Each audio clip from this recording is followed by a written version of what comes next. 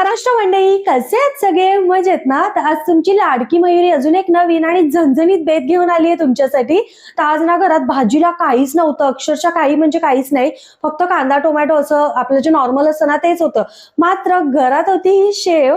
तर म्हटलं चला आज ह्या शेवेपासून ना मस्त अशी झणझणीत आणि चमचमीत शेव भाजी बनवूया, जी की बनवायला अगदी सोपी, कमी वेळात कमी साहित्यात होते, मात्र खायला एक नंबर लागते आणि हॉटेलपेक्षा भारीच लागते.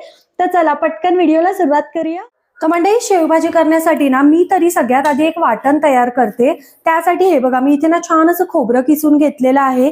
अद्रक, लसूण, कांदा, टोमॅटो आणि आपले थोडेसे ना कोथिंबीरीचे देठ घेतलेले आहेत. तर हे सगळे जिन्नस आपल्याला ना प्रॉपर भाजून घ्यायचे, जेणेकरून आपली शेवभाजी आहे ना इतकी अप्रतिम लागते ना, चवीला खूपच छान लागते. ही माझी बनवायची पद्धत आहे. बरेच जण ना फक्त तेलात कांदा तळून टोमॅटो प्युरी टाकून देखील ही भाजी बनवतात, पण ही माझी पद्धत आहे. माझी म्हणजे माझ्या आजीची पद्धत आहे. ह्या पद्धतीने ती शेवभाजी बनवायची ना खूप छान लागायची.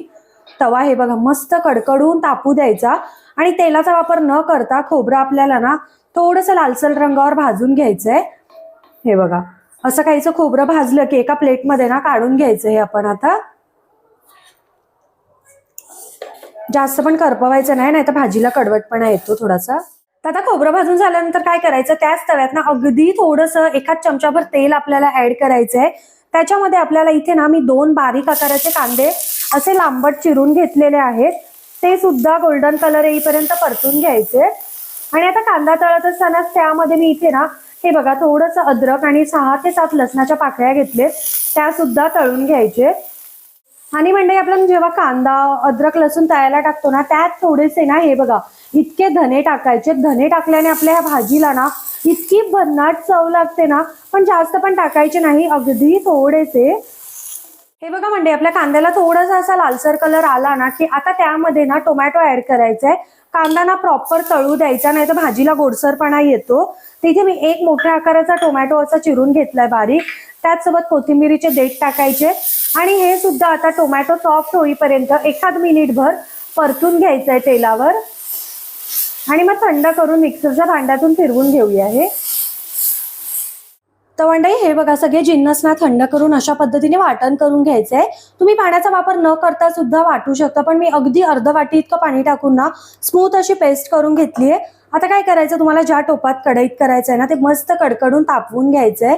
आणि त्यामध्ये मी आता इथे 2 ते 3 चमचे ना तेल ऍड करणार आहे. ह्या भाजीला कसं जरासं तेल जास्त असलं ना की छान लागते. आता तेल कडकडून तापलं की ह्यामध्ये टाकायची आपल्याला अगदी थोडीशी मोहरी.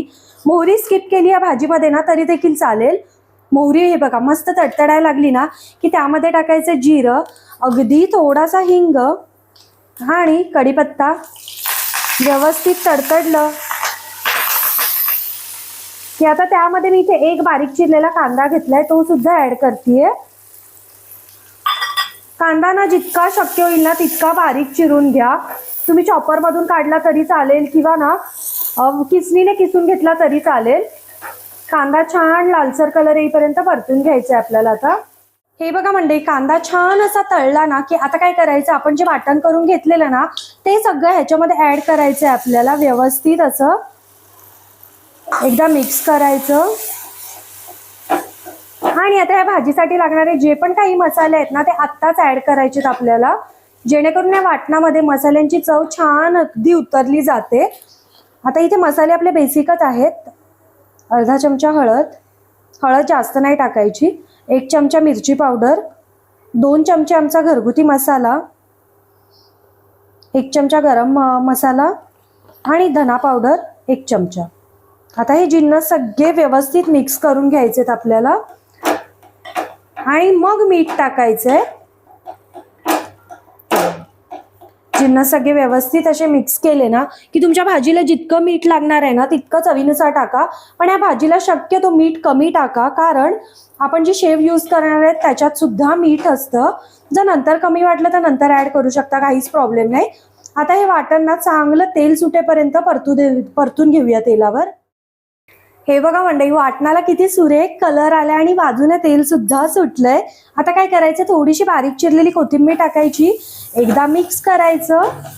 आणि आता ह्याच्यामध्ये ना आपल्याला उकळलेलं पाणी टाकायचंय. उकळलेलं म्हणजे नॉर्मल आपलं कोमट पाणी जरी ऍड केलं ना तरी देखील चालेल, पण शक्यतो या भाजीला ना गरम पाणीच ऍड करायचं, जेणेकरून भाजीला चव छान येते, त्याचसोबत तर्री सुद्धा खूप छान येते. हे बघा, तुम्हाला जितकं गरजेनुसार पाणी आहे ना, किंवा जितके जास्त माणसांसाठी बनवते तितकं तुम्ही पाणी जास्त ऍड करू शकता. मग शेव सुद्धा तितकी टाकावी लागते. तर इथे मी 2 ते 3 जणांसाठी बनवते, त्यामुळे इतकं टोपभर पाणी पुरेसं आहे.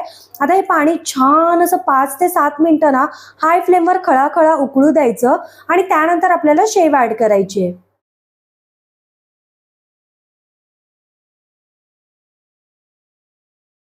हे बघा मंडळी, 5 ते 7 मिनिटं आपला रस्सा छान असा उकळलेला आहे आणि थोडं टेस्ट करून बघायचं ह्याच टायमाला की मीठ वगैरे कमी आहे का. कमी असेल तर ऍड करू शकता. हे बघा, मस्त उकळलं ना की आता काय करायचं की शेव घेतलीये मी, जी की ह्या शेवभाजीसाठीच मोस्टली यूज केली जाते, छान असते चवीला. ती आपण ऍड करूया ह्याच्यामध्ये. मी नाही, हे बघा इथे अर्धी शेव ऍड केली आहे. अर्धी शेव ना मी जेवताना वरून घेते, थोडंसं क्रिस्पी छान लागतं. बिकॉज आता आपण जितकी पण भाजीत टाकतो ना ती सगळी नरम होऊन जाते, त्यामुळे ना मी जेवताना थोडीशी ठेवते वरून टाकण्यासाठी. आणि ही भाजी जेव्हा तुम्हाला जेवायचं असेल ना तेव्हाच बनवा, बिकॉज ती शेव एकदमच नरम झाल्यावर ना चांगली नाही लागत भाजी. हे बघा, मस्त. आता भरपूर अशी कोथिंबीर टाकायची आणि सर्विंग प्लेटमध्ये काढून घ्यायची ही भाजी.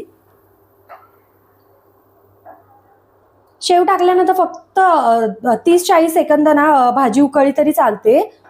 नाहीतर तुम्ही जेवताना रस्सा आणि शेव वेगवेगळी टाकली तरी देखील चालेल. आता आपली भाजी तर झालेली आहे, सर्विंग प्लेटमध्ये काढून घेऊया. तर मंडळी, हे बघा, छान अशी अगदी कमी वेळात आणि कमी साहित्यात आपली शेवभाजी तयार आहे. आणि बघू शकता कसली भन्नाट दिसते राव.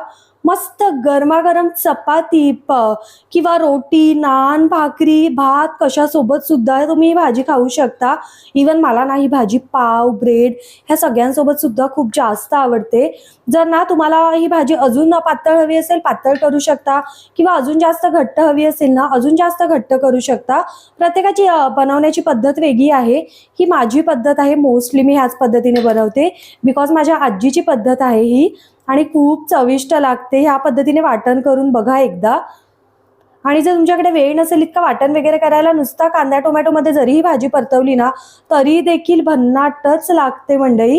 हे बघा, आणि वरून ना थोडीशी आपली जी शेव आहे ना ती पण ऍड करायची, थोडा क्रंचीनेस येतो आपल्या भाजीला.